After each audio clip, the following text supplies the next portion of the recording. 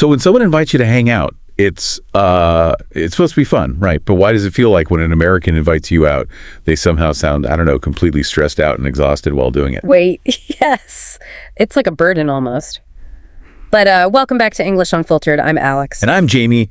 And yeah, we are skipping any slow setups today because we're diving straight into why navigating these native English interactions feels so emotionally confusing for you as a learner. Right, because the confusion usually starts before the conversation even really begins. Like, you ask someone a simple question, right? Just, how are you? And bam, you immediately get hit with, oh man, I'm slammed. Oh God, yes. Yeah. Slam. Or, things are just insane right now. And the crazy thing is they say this before you even propose plans. Exactly. And when you hear that coming from a different culture, it naturally feels so distant. It really does. You just automatically assume it's a brush off, like they're trying to sound super important or just make themselves emotionally unavailable to you. But here is the hidden cultural code nobody tells you. Being busy in America is not just an excuse. It's honestly a core part of their personal identity. Wait, really? Like an identity? Yes. When they say I'm slammed, they aren't brushing you off. They're basically signaling to you, hey, I am a responsible adult and I'm trying to manage everything. That is so wild. But I mean, it makes sense in a lot of cultures. Your community is your safety net, right? So being available proves your loyalty to your friends. Right. But in a hyper-individualistic society like the US, your personal productivity is your safety net.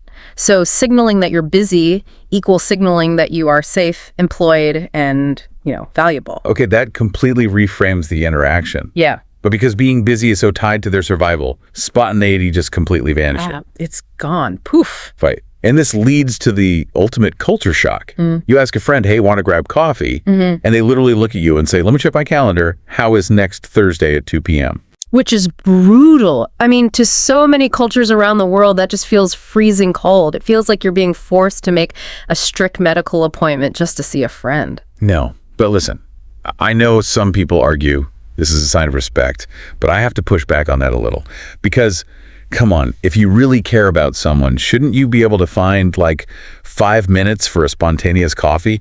It still feels like a massive emotional wall. Well, it feels like a wall until you look at the actual reality of their lives. I mean, statistically, Americans work hundreds of hours more per year than people in a lot of other countries. Wait, really?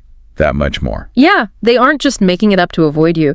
The systemic pressure is very real. You combine long commutes, a relentless work culture, and this constant demand for productivity, and their free time is objectively just incredibly limited. Oh, wow. So placing me in a Tuesday afternoon slot isn't them pushing me away? No, not at all. Actually, by scheduling you, they are saying that they respect your time enough to block out a specific guaranteed window. But because of the clash in communication styles, learners naturally internalize this and just take it personally. Exactly. You hear, oh, I'm booked until the 15th, and you automatically assume they just don't want to see you. Which is why it's so important for you listening to understand this dynamic. When you hear someone say, this week is impossible, you are naturally interpreting it emotionally through your own culture's lens. Right. We're saying I'm too busy to a friend might be like a polite insult. Exactly. Yeah. But inside American culture, that phrase is completely normal. It's actually friendly. They're letting you in on their stress, They're venting to you as an equal. Which brings up such a huge point. Language confusion is rarely just about memorizing English vocabulary. Oh, absolutely not. It's so much deeper than grammar. It's about understanding how an entire culture experiences time and work and friendship. Honestly, that's the biggest takeaway here. Definitely. Which leaves you with a lingering question to think about as we wrap up today. Ooh, what is it? Well, as American hustle culture spreads globally through the internet and, remote work, is this phenomenon of scheduled friendship going to remain uniquely American? Or is it only a matter of time before the rest of the world has to book coffee dates with their best friends 3 weeks in advance?